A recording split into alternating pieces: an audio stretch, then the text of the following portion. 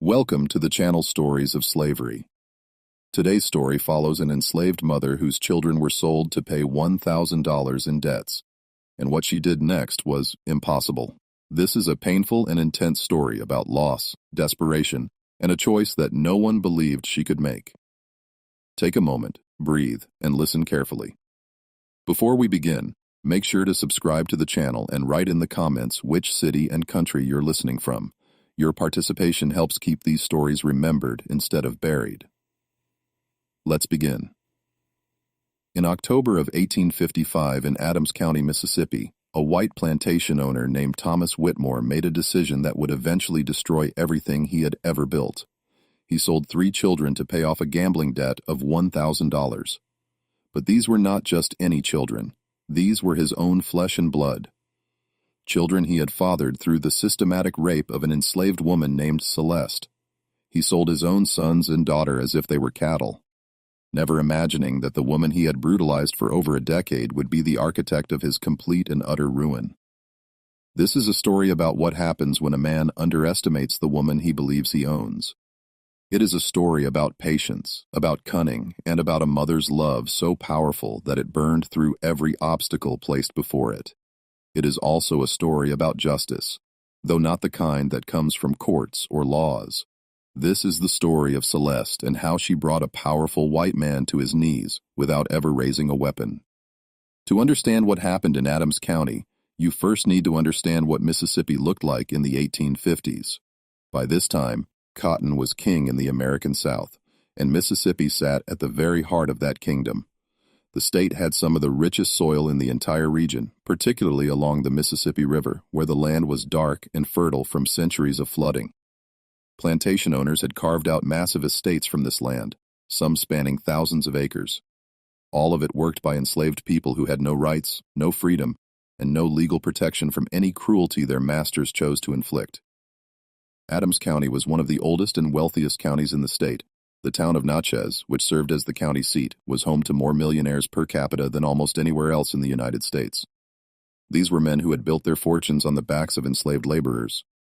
Men who lived in grand columned mansions, while the people who made their wealth possible lived in rough wooden cabins with dirt floors. The social hierarchy was rigid and absolute. White planters sat at the top, followed by white overseers and merchants. Then poor whites who owned no slaves, and at the very bottom, treated as property rather than people, were the enslaved. Thomas Whitmore was not one of the great planters of Adams County, but he desperately wanted to be. His family had arrived in Mississippi in the 1820s, purchasing a modest property of about 400 acres that they called Whitmore Hall. It was not a grand estate by local standards, but it was respectable. Thomas inherited the property in 1841 when his father died of yellow fever, and from the very beginning he was consumed by the desire to expand, to grow, to become one of the wealthy elite whose approval he so desperately craved. The problem was that Thomas Whitmore had expensive tastes and very little business sense. He gambled heavily on horse races and card games. He invested in ventures that collapsed. He bought things he could not afford to impress people who looked down on him anyway. By the early 1850s, Whitmore Hall was mortgaged to the limit, and Thomas was drowning in debt that he hid from everyone, including his wife, Margaret. Margaret Whitmore came from a family with more social standing than money, which made her the perfect match for Thomas in one sense and a disaster in another. She brought respectability but no fortune. She was a cold woman, rigid in her beliefs and obsessed with maintaining appearances. The couple had 2 children together, both sons who were sent away to boarding school in Virginia at young ages. Margaret ran the household with an iron fist and spent most of her time engaged in social activities with other plantation wives, pretending that everything at Whitmore Hall was perfectly fine. At the time our story begins, Whitmore Hall was home to approximately 47 enslaved people. They worked the cotton fields, tended the livestock, maintained the house, and performed every task necessary to keep the plantation running.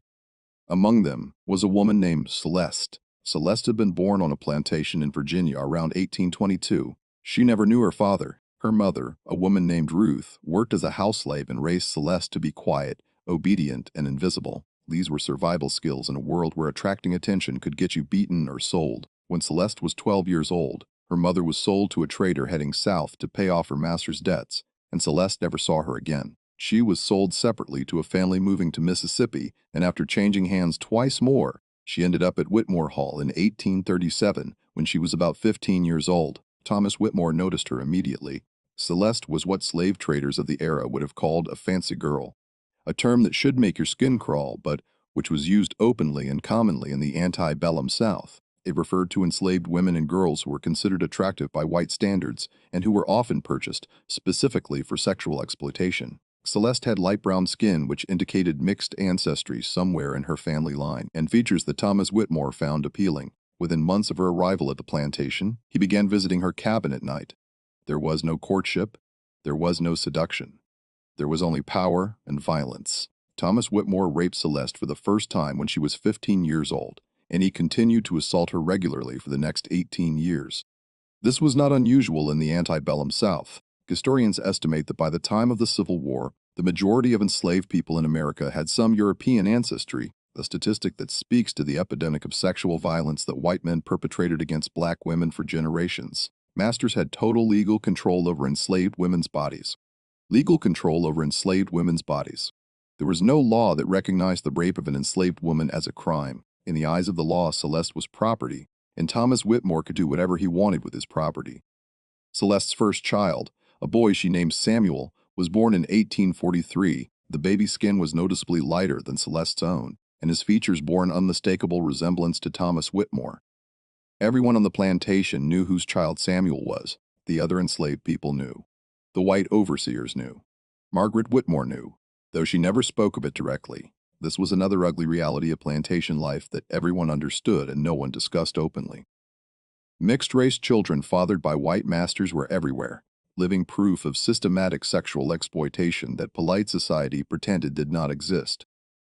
3 years later, in 1846, Celeste, and in 1850, she had another son, Isaiah. All 3 children were Thomas Whitmore's.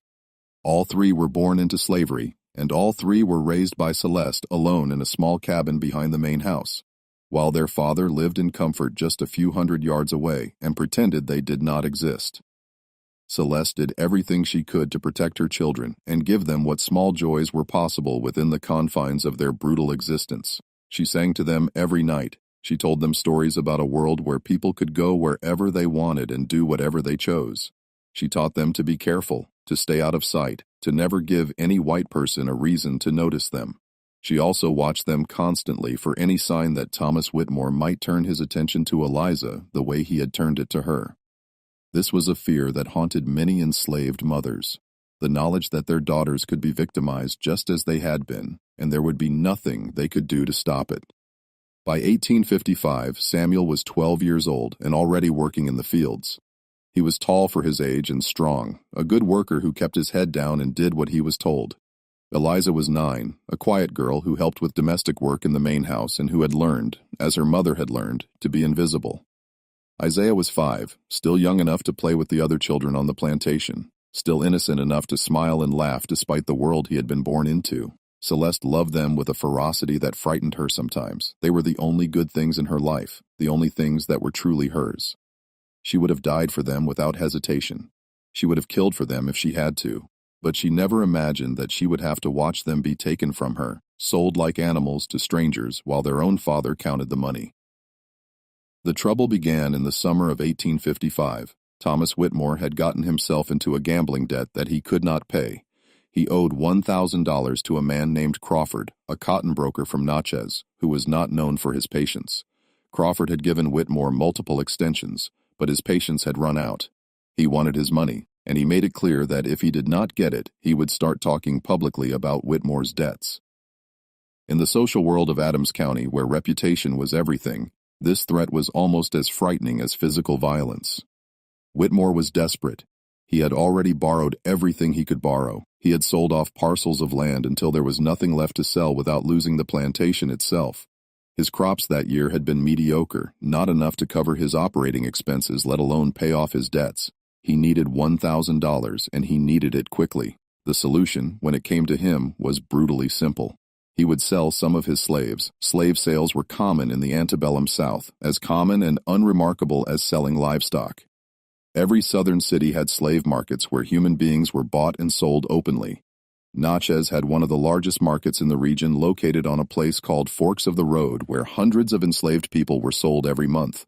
The prices varied depending on age, health, skills, and other factors. A healthy adult male field and could fetch between $800 and $1,500. Women typically sold for somewhat less unless they were skilled domestic workers or young and attractive, in which case they might command premium prices for obvious and horrifying reasons.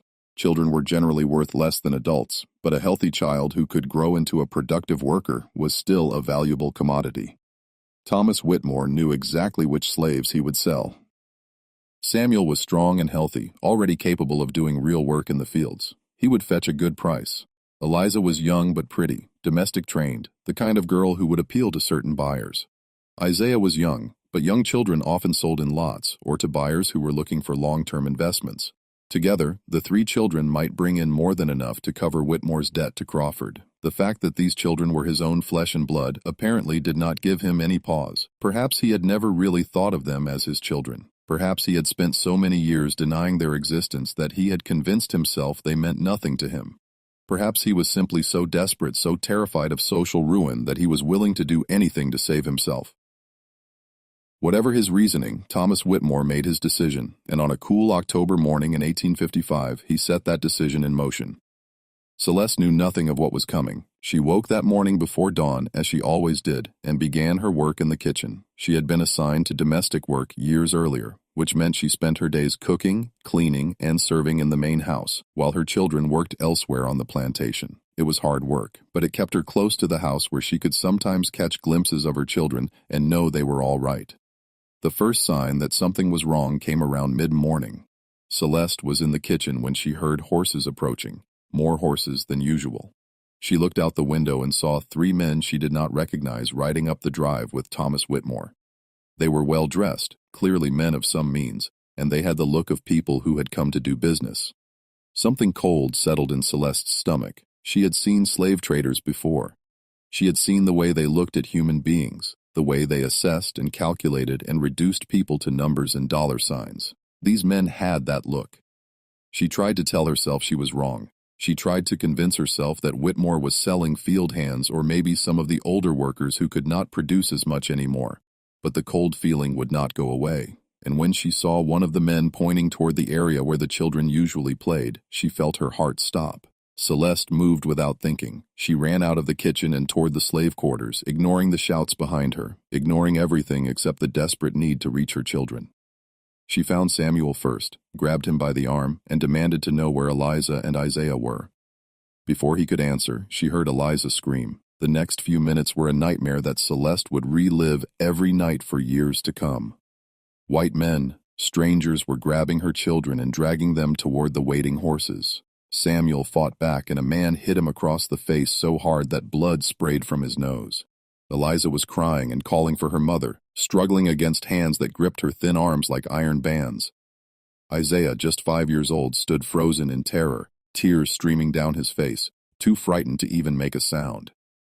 Celeste threw herself at the men. She clawed and scratched and bit, fighting with every ounce of strength she possessed. It made no difference.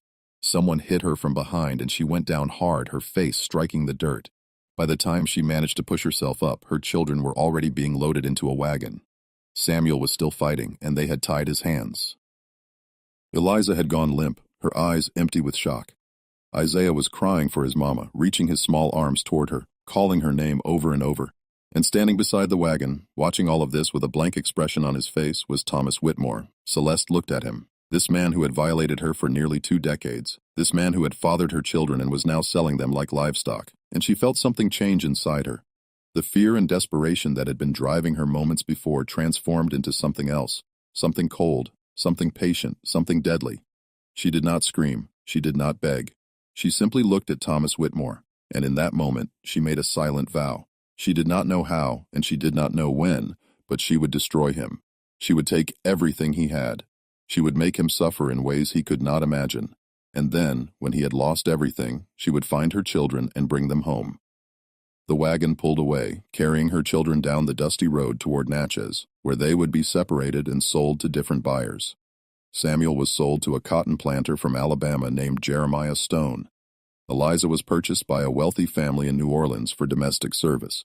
Isaiah, too young to be of much immediate use, was sold cheaply to a sugar plantation in Louisiana, where young children were often worked in the fields almost as soon as they could walk. Within the span of a single morning, Thomas Whitmore had scattered his own children across 3 states. He paid off his debt to Crawford and went back to his life as if nothing had happened. He ate dinner that night in his fine dining room, served by enslaved people who moved silently around him. He slept in his comfortable bed next to his wife, Margaret, who asked no questions about where the money had come from. He woke the next morning and went about his business, never giving a second thought to the children he had sold or the woman whose life he had just destroyed. But Celeste was already planning. In the days following the sale, Celeste moved through her duties like a ghost. She cooked and cleaned and served just as she always had. She responded when spoken to and obeyed every command. To anyone watching, she appeared to be a woman who had accepted her loss, who had resigned herself to the reality of her situation. This was exactly what she wanted them to see. Inside, her mind was working constantly, turning over plans and possibilities, looking for weaknesses she could exploit. She had no power, no money, no legal rights. She was property, and everything she did was under the constant surveillance of white people who could punish her for any perceived disobedience. Any plan she made would have to be executed with perfect patience and absolute secrecy. One mistake, one suspicious move, and she would be sold away herself, or worse, beaten until she could no longer think clearly enough to plan anything at all. The first thing Celeste needed was information. She needed to understand Thomas Whitmore's weaknesses, his secrets, the things he kept hidden from the world. She needed to find something she could use against him, some leverage that would allow a powerless enslaved woman to bring down a white plantation owner in a society that was designed to make such a thing impossible. Working in the main house gave her opportunities that field slaves did not have. She was in and out of rooms all day cleaning and cooking and serving. She overheard conversations that were not meant for her ears. She saw documents left out on desks, letters that arrived in the mail, visitors who came and went. Most enslaved houseworkers learned to be selectively deaf and blind to protect themselves by pretending not to notice anything. Celeste did the opposite. She began paying attention to everything. At first, she did not know what she was looking for. She gathered information almost randomly, memorizing names and numbers and snippets of conversation without knowing what any of it meant. Thomas Whitmore talked about money troubles with visitors. Margaret Whitmore wrote letters to her sister complaining about her husband's gambling. The overseer reported on crop yields and slave productivity. Business associates came to discuss cotton prices and shipping arrangements. Celeste absorbed all of it, filing everything away in her memory, waiting for something useful to emerge. The problem was that Celeste could not read.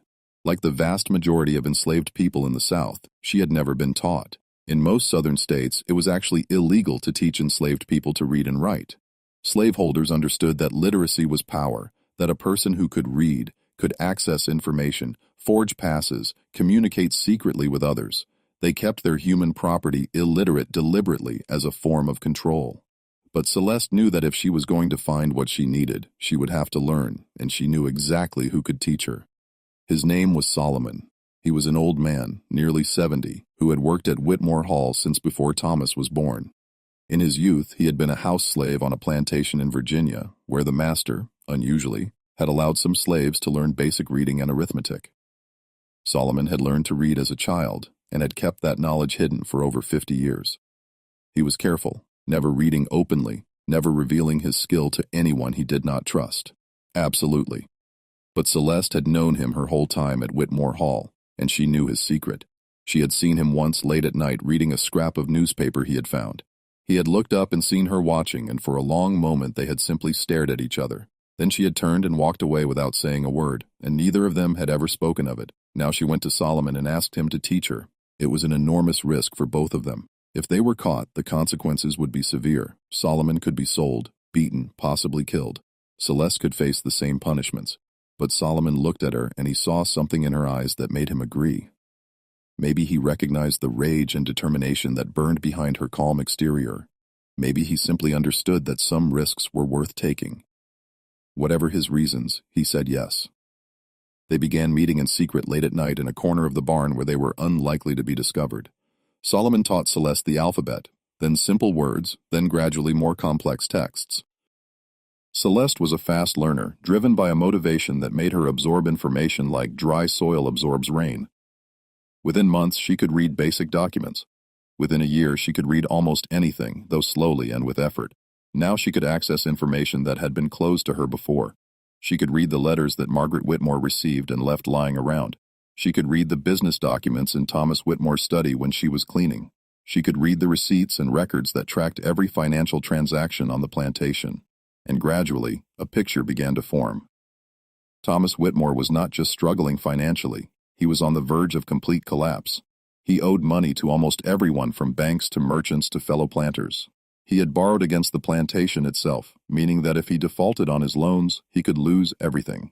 His cotton yields had been declining for years, in part because he refused to invest in proper land management, and in part because he worked his enslaved laborers so hard that their productivity was dropping from exhaustion and illness.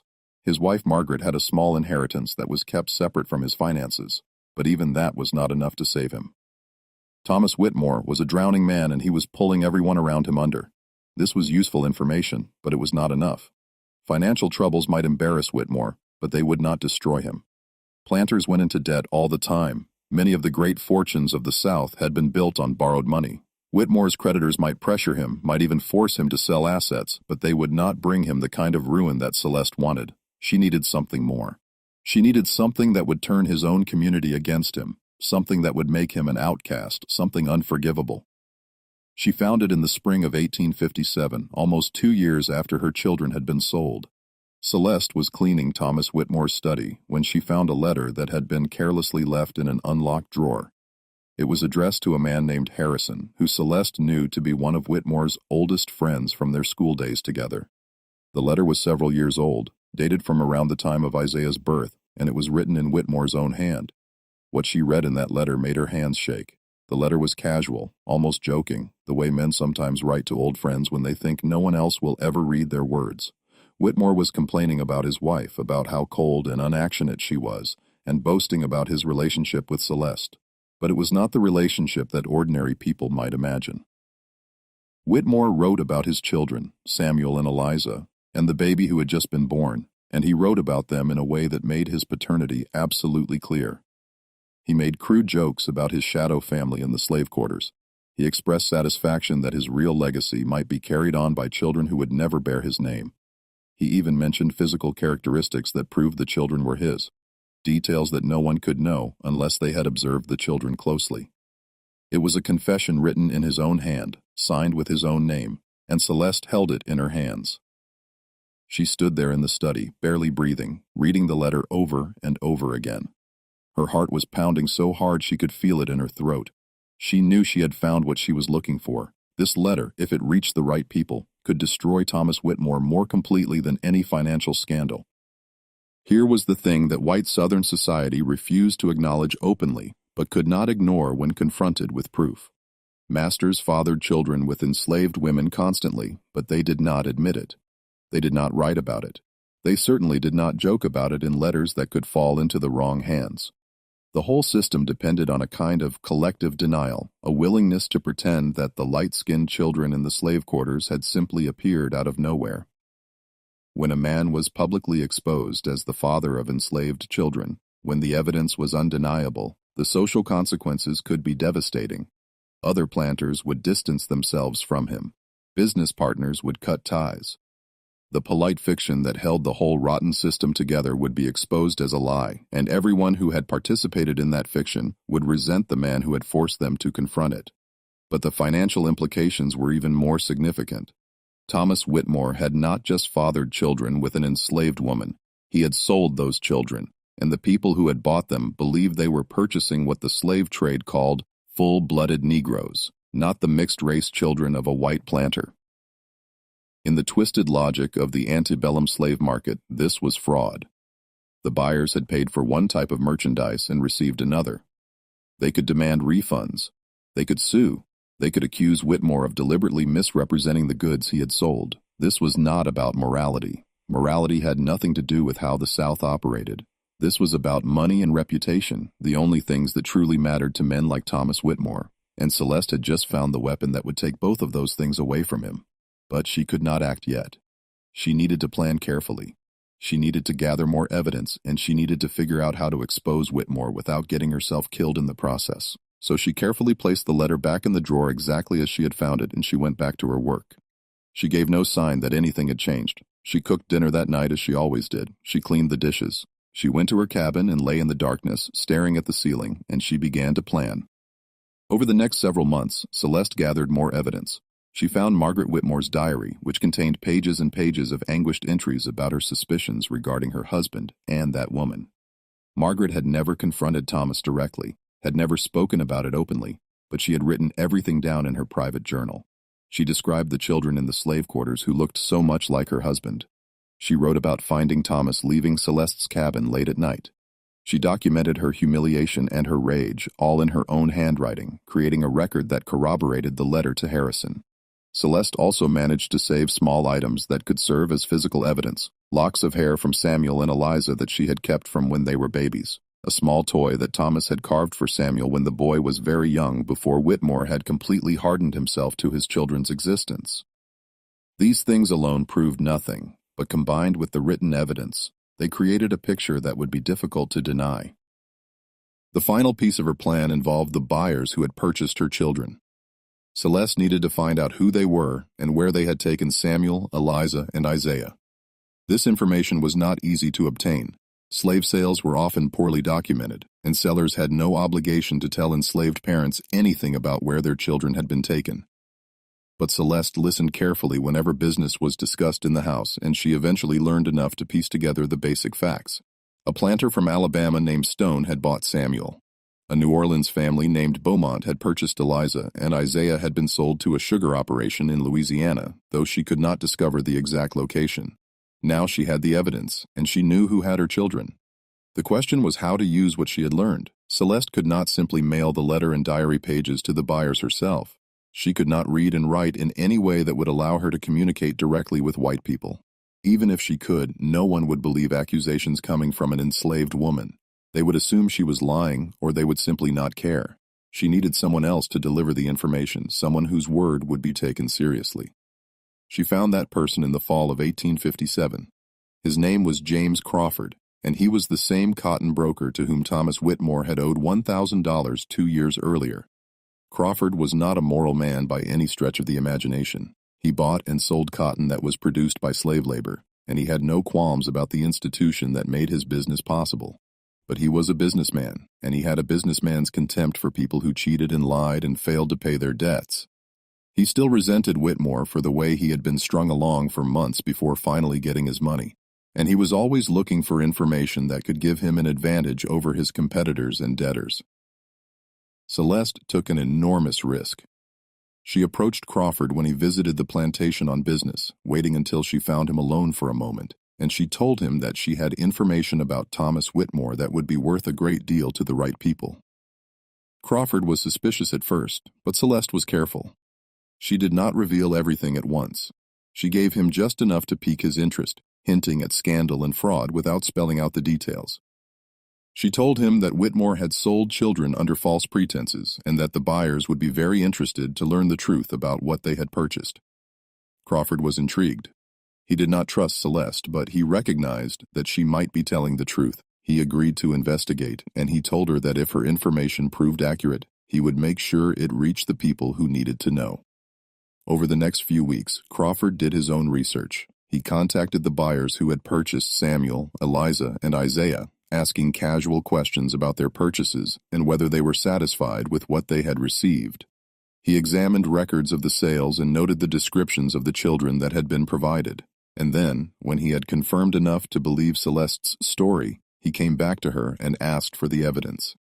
Celeste gave him copies of the letter and the diary pages, which she had painstakingly reproduced by hand during late nights in the barn. Practicing the writing skills that Solomon had taught her, she gave him the locks of hair and the small carved toy, and she told him everything she knew about Thomas Whitmore's relationship with her and with the children he had fathered and sold. Crawford took the information and disappeared from Whitmore Hall. For weeks, Celeste heard nothing. She continued her work, giving no sign that anything was different, waiting and hoping that her plan would work. She did not know if Crawford would follow through. She did not know if the evidence would be enough. She did not even know if she would survive long enough to see the results of what she had set in motion. Then, in early 1858, everything began to fall apart for Thomas Whitmore. The first sign that something had changed came in the form of a letter.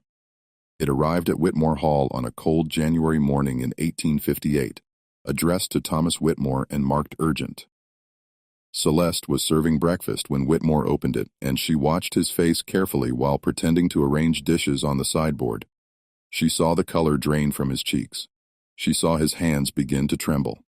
She saw him read the letter twice, then a third time, as if he could not believe what was written there.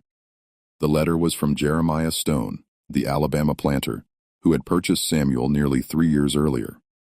Stone was not a man who wasted words. He wrote that he had recently received disturbing information about the boy he had bought from Whitmore. He had been told that Samuel was not, as Whitmore had represented, the child of 2 enslaved parents, but was in fact the illegitimate son of Whitmore himself. Stone demanded an explanation. He also demanded a full refund of the $400 he had paid, plus compensation for the expenses he had incurred in housing and feeding what he called damaged goods. Thomas Whitmore put down the letter and stared at nothing. His wife Margaret asked him what was wrong, and he told her it was nothing, just a business matter. But Celeste could see the fear in his eyes. She could see him beginning to understand that something terrible was happening, something he could not control. Over the next few weeks, more letters arrived. The Beaumont family in New Orleans, who had purchased Eliza, wrote with similar accusations and similar demands. They were even angrier than Stone had been. They had bought Eliza to serve in their household, to attend to their daughters and help with domestic work. Now they had learned that she was the half-sister of their own children's playmates, the daughter of a white man who had sold his own flesh and blood. The social implications horrified them. What if someone found out? What if their friends learned that they had an enslaved girl in their house who shared blood with the white planter class? They wanted their money back immediately, and they wanted Whitmore to take the girl back before the scandal could spread. The sugar plantation in Louisiana that had purchased Isaiah did not bother with letters. They sent a representative directly to Adams County, a hard-faced man who arrived at Whitmore Hall and demanded to speak with Thomas privately. Celeste did not hear what was said in that meeting, but she saw Whitmore afterward. He looked like a man who had just been told he was dying. The news spread through Adams County with the speed of a wildfire. James Crawford, true to his nature, had not kept the information to himself. He had shared it with business associates who shared it with their friends, who shared it with their wives, who spread it through every parlor and drawing room in Natchez. Within weeks, everyone knew Thomas Whitmore had fathered children with an enslaved woman. Thomas Whitmore had sold those children to unsuspecting buyers.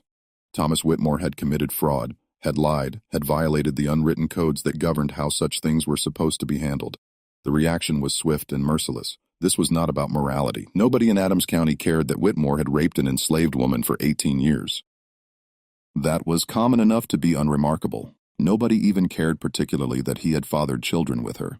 That too was common, though it was supposed to remain unacknowledged. What they cared about was the fraud. What they cared about was the public exposure. What they cared about was the fact that Whitmore had been caught, that his dirty secrets had been dragged into the light, and that his carelessness now threatened to expose the whole rotten system that they all participated in. The other planters began to distance themselves from Whitmore almost immediately. Men who had dined at his table and hunted on his land suddenly found reasons to be unavailable when he called. Invitations to social events stopped arriving. When Whitmore appeared at church on Sunday, people moved away from him as if he carried a disease. His wife Margaret sat rigid and pale in their pew, enduring the stares and whispers, her face a mask of humiliation. The financial consequences followed close behind the social ones. Whitmore's creditors, who had been patient with him for years, suddenly demanded immediate payment of all outstanding debts. Banks that had extended him credit called in their loans. Business partners who had been willing to overlook his gambling and his financial mismanagement now wanted nothing to do with him. Within 3 months, Thomas Whitmore went from being a struggling but respectable planter to being a pariah who could not borrow money from anyone. The buyers of his children made good on their threats. Jeremiah Stone filed a lawsuit in Alabama demanding not only a refund but additional damages for fraud and misrepresentation. The Beaumont family did the same in Louisiana. The sugar plantation joined the legal action, and suddenly Thomas Whitmore was facing litigation in 3 different states with potential judgments that would far exceed anything he could pay. But the worst blow came from inside his own house. Margaret Whitmore had spent years pretending not to know about her husband's relationship with Celeste. She had buried her suspicions, swallowed her humiliation, and maintained the facade of a respectable marriage because that was what women of her class and time were expected to do. But now her private shame had become public knowledge. Everyone knew, her friends knew, her family knew. Her children away at school in Virginia would eventually hear the gossip.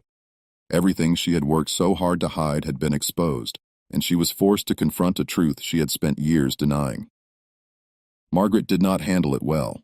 In the spring of 1858, she began showing signs of what people at the time would have called nervous collapse. She stopped eating. She stopped sleeping. She would sit for hours staring at nothing, or she would fly into sudden rages, screaming at servants and throwing things. She became obsessed with the idea that everyone was laughing at her, that she had become a joke, that her entire life had been a lie. Her sister came from Virginia to care for her, but Margaret only grew worse. By summer, she had stopped speaking coherently. She would mutter to herself about children and blood and lies, and sometimes she would laugh for no reason at all. In August of 1858, Margaret Whitmore's family had her committed to the Mississippi State Lunatic Asylum in Jackson. She would spend the rest of her life there, never recovering her sanity, never returning home. The woman who had spent so many years maintaining appearances had finally been destroyed by the truth she had refused to face. Thomas Whitmore was now alone. From Alabama, Louisiana, and the sugar from Alabama, Louisiana, and the sugar country were grinding forward, promising to take whatever he had left. Celeste watched all of this from the shadows. She continued her work in the house, cooking and cleaning and serving, giving no sign that she had any connection to the catastrophe that was engulfing her master. If anyone suspected that she was responsible, they did not say so. The idea that an enslaved woman could have orchestrated such a complex scheme of destruction would have seemed absurd to most white people of the time. They could not imagine that someone they considered property could be capable of such intelligence, such patience, such ruthless determination. But Celeste was not finished yet. In the fall of 1858, Whitmore Hall was put up for sale to satisfy Thomas Whitmore's debts. The plantation, the house, the equipment, and all of the enslaved people were to be auctioned off to the highest bidder. This was the moment Celeste had been waiting for, but it was also the moment of greatest danger. If she was sold to a new owner, she might end up anywhere. She might be taken far from Mississippi, far from any hope of finding her children. She might be separated from everything she had worked for over the past 3 years. She had one more card to play. James Crawford, the cotton broker who had helped spread the information about Whitmore, had become something unexpected over the past year. He had become, if not an ally, then at least a useful contact. Crawford had profited handsomely from Whitmore's downfall, buying up his debts at a discount and positioning himself to acquire choice pieces of the Whitmore estate at the auction. He was not a good man, but he was a practical one. And Celeste had proven herself to be a valuable source of information. She approached Crawford one last time a few weeks before the auction. She told him that she wanted to be free. She told him that she had more information about other planters in the county, secrets she had overheard during her years of service in the Whitmore house. She could be useful to him. She said she could continue to gather information, continue to provide him with advantages over his competitors. All she wanted in return was her freedom. Crawford considered the offer. He was a businessman, and he recognized a good deal when he saw one. An enslaved woman who could read, who had proven herself capable of gathering and using sensitive information, who had connections throughout the domestic slave networks of Adams County. Such a person was worth far more free than enslaved. If he bought her and set her free, she would owe him. She would work for him willingly out of gratitude and self-interest rather than under compulsion, and he would have a spy in places he could never go himself. He agreed. At the auction of the Whitmore estate in October 1858, James Crawford purchased Celeste for $350. 1 week later, he signed the papers that legally manumitted her, making her a free woman for the first time in her life. She was approximately 36 years old. She had spent more than 2 decades in slavery. And now, finally, she could begin the work she had been planning since the day her children were taken from her. Finding her children would not be easy. The South in 1858 was a vast and hostile territory for a free black woman traveling alone. The Fugitive Slave Act of 1850 meant that any black person could be seized and claimed as a runaway with almost no legal protection. Free papers could be stolen, destroyed, or simply ignored by white people who did not want to acknowledge them. Traveling between states required navigating a maze of local laws and customs, any of which could result in imprisonment or worse, and the people who had her children had no legal obligation to sell them, no matter how much money Celeste might offer. But Celeste had advantages that most people in her position did not have. She could read and write. She had connections to James Crawford and through him to a network of merchants and traders who did business throughout the South.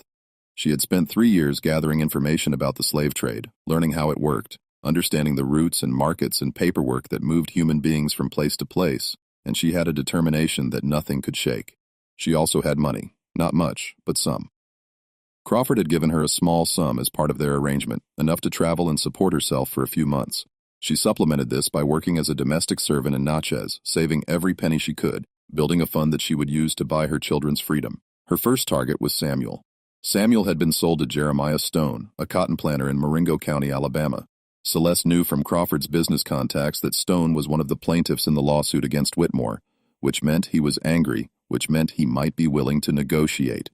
She traveled to Alabama in the spring of 1859, carrying her free papers and letters of introduction from Crawford, and she presented herself at Stone's plantation. The meeting did not go well at first. Stone was suspicious of a free black woman traveling alone, asking questions about one of his slaves. He threatened to have her arrested as a troublemaker. But Celeste was calm and persistent. She explained that Samuel was her son. She explained that she had money. She offered to buy him at a fair price, higher than what Stone had originally paid. She appealed to his self-interest, pointing out that he was still entangled in expensive litigation with Whitmore, and that selling Samuel to her would be one less complication in his life. Stone thought it over. He had never been comfortable with Samuel, not since learning the truth about the boy's parentage. The presence of a white man's son among his slaves was an awkward reminder of things he preferred not to think about, and Celeste was offering cash money, more than the boy was worth on the open market. He agreed to sell. The price was $500, more than Celeste had. She returned to Mississippi and spent 6 months working and saving, borrowing small amounts from Crawford and from free black communities in Natchez, who supported her cause. By the fall of 1859, she had the money. She returned to Alabama, paid Jeremiah Stone, and walked out of his plantation with her son. Samuel was 15 years old. He barely recognized his mother. He had spent 4 years as a field hand, working from dawn to dusk, beaten when he slowed down, half-starved during lean times. The boy who had fought against the men who took him was now a young man with scars on his back and a weariness in his eyes that broke Celeste's heart. But he was alive, he was free, and he was with her. They traveled back to Mississippi together, and Celeste immediately began planning for the next rescue. Eliza was in New Orleans, still owned by the Beaumont family. This would be more complicated. New Orleans was a large city with a complex slave market, and the Beaumonts were a wealthy family who might not want to sell. But Celeste had learned from her first success. She knew that patience and persistence could overcome obstacles that seemed impossible. She traveled to New Orleans in early 1860 and spent weeks gathering information about the Beaumont household. She learned their routines, their financial situation, their social connections. She learned that Eliza had become a skilled seamstress, which made her more valuable, but also that the family was preparing to move to France to escape the growing tensions over slavery that were dividing the country. They would not want to take their slaves with them. They would be looking to sell. Celeste positioned herself as a buyer. She used Crawford's connections to present herself as a representative of a free black community in Ohio that was looking to purchase enslaved people and bring them north to freedom. It was a story that was plausible enough to be believed, and it gave her a cover that protected her from too many questions. The Beaumonts agreed to sell Eliza for $600. It was more money than Celeste had ever seen in one place. But she had been preparing. She had saved. She had borrowed. She had done everything necessary to have the funds ready when the moment came. In March of 1860, Celeste bought her daughter's freedom. Eliza was 13 years old. She was thin and quiet with eyes that seemed too old for her face. She had spent nearly 5 years serving in the Beaumont household, learning to sew and clean and make herself useful, learning to be invisible the same way her mother had learned decades before. When Celeste found her and told her who she was, Eliza did not cry. She did not speak. She simply stared at her mother for a long moment, and then she nodded as if she had always known this day would come. Now Celeste had 2 of her children, but Isaiah was still missing. Finding Isaiah was the hardest task of all. He had been sold to a sugar plantation in Louisiana, but Celeste had never been able to determine exactly which one. Sugar country was a different world from the cotton plantations she knew, more brutal and more deadly. Enslaved people on sugar plantations had shorter life expectancies than almost anywhere else in the South. Worked to death in the grinding mills and the boiling houses where raw cane was processed into sugar. A child sold into that world at 5 years old might not have survived to 10. Celeste spent more than 2 years searching for her youngest son.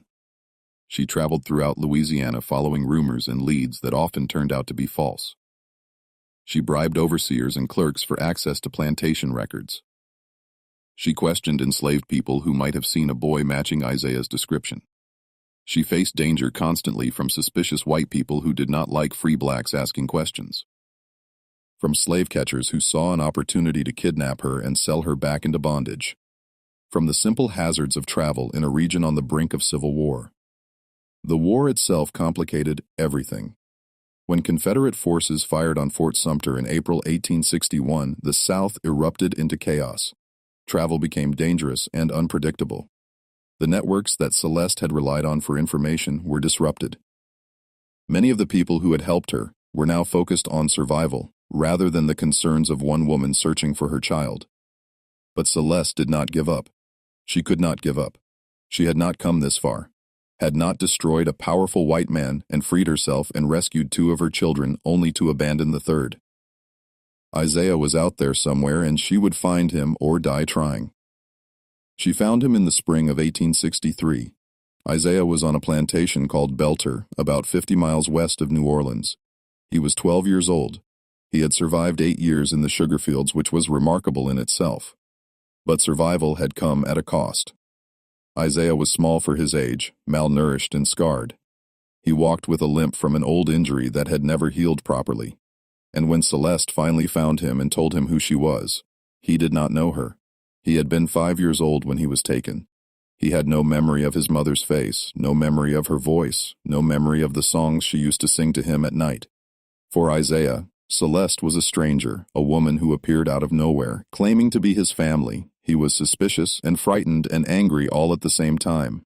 But Celeste was patient. She had spent years being patient. She could wait a little longer. The purchase of Isaiah's freedom was different from the others because of the war. Beltier was in Union-occupied territory by the spring of 1863, and the Emancipation Proclamation had theoretically freed all enslaved people in Confederate states. But the reality on the ground was more complicated. Many enslaved people were still held in bondage by masters who refused to acknowledge the proclamation. Many others had fled to Union lines and were living in contraband camps, free in name, but struggling to survive.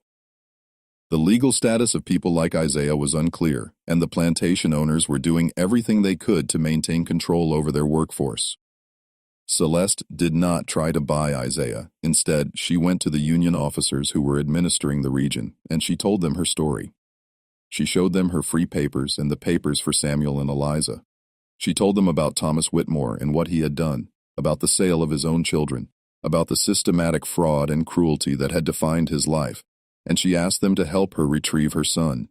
The officers were moved by her story. Perhaps they recognized the propaganda value of a narrative that illustrated the horrors of slavery so perfectly. Perhaps they were simply decent men who wanted to do the right thing. Whatever their reasons, they sent soldiers to Belter and they brought Isaiah out. Celeste held her youngest son for the first time in 8 years. He was stiff in her arms, uncertain, still unable to believe that this was real. But she held him anyway, and she whispered to him that everything would be all right now. She told him that she had been looking for him for so long. She told him that she would never let him go again. It took months for Isaiah to trust her. It took years for him to begin to heal from what had been done to him. But Celeste was patient. She had always been patient. And slowly, carefully, she rebuilt the family that Thomas Whitmore had tried to destroy. As for Whitmore himself, his story ended exactly as Celeste had planned.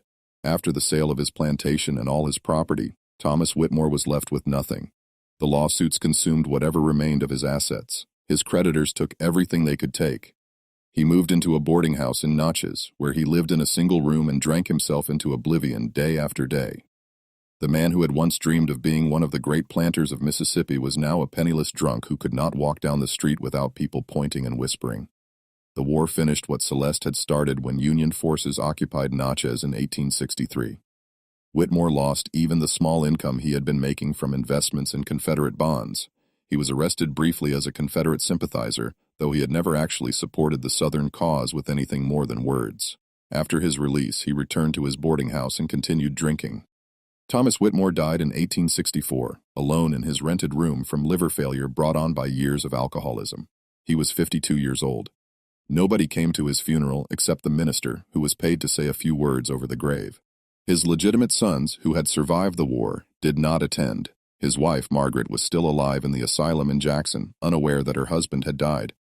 The newspapers did not mention his passing. The man who had sold his own children for $1,000 died forgotten and unmourned, exactly as he deserved. Celeste outlived him by nearly 30 years. After the war ended, she settled in Ohio with her 3 children. Samuel became a carpenter, building houses for the growing black community in Cincinnati. Eliza became a seamstress, as she had been trained, and eventually opened her own dress shop that served both black and white customers. Isaiah, despite his difficult start in life, learned to read and write and eventually became a teacher, dedicating his life to educating black children who had been denied the knowledge that could set them free. Celeste never remarried. She never fully trusted any man after what Thomas Whitmore had done to her, but she was not alone. She was surrounded by her children and eventually by grandchildren who called her Mama Celeste and listened to her stories about the old days, about what slavery had been like, about what she had done to survive and to save the people she loved. She told them about patience. She told them about the power of knowledge, about how learning to read had given her weapons that no one could take away. She told them about the importance of remembering, of never forgetting what had been done to their people so that it could never happen again. She did not often speak about revenge. But sometimes, late at night, when the grandchildren were asleep, and it was just her and her adult children sitting together, she would smile a small, private smile and say that there were many kinds of justice in this world. Some justice came from courts and laws, some justice came from God, and some justice came from the people who refused to accept that they were powerless, who watched and waited and planned until the moment was right, and who then brought down their enemies with nothing but truth and patience and an unbreakable will. Celeste died in 1891 at the age of approximately 69. She was buried in a cemetery in Cincinnati, surrounded by her children and grandchildren and great-grandchildren. Her grave marker, paid for by her descendants, bore a simple inscription that she had chosen herself. It read, "She found her children." By the time of her death, Celeste had more than 20 living descendants. Every single one of them was free. Every single one of them knew the story of how their ancestor had been enslaved, had been violated, had watched her children be sold away from her. And every single one of them knew how she had responded, not with violence, not with despair, but with intelligence, with patience, and with a love so powerful that it could not be defeated by any cruelty the world could devise. Thomas Whitmore had believed that he could do anything to Celeste because she was his property, because the law said she had no rights, because the entire structure of Southern society was built to protect men like him and crush women like her. He was wrong. The system that seemed so powerful, so permanent, so impossible to challenge was built on lies and cruelty and the systematic denial of human dignity. And systems built on such foundations are always more fragile than they appear.